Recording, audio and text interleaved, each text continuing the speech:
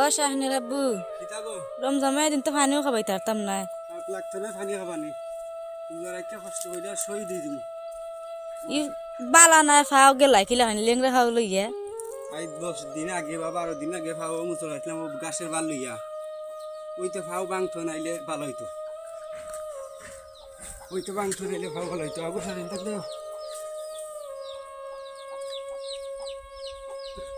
বিরাট কষ্ট হয় রোজা রাখকে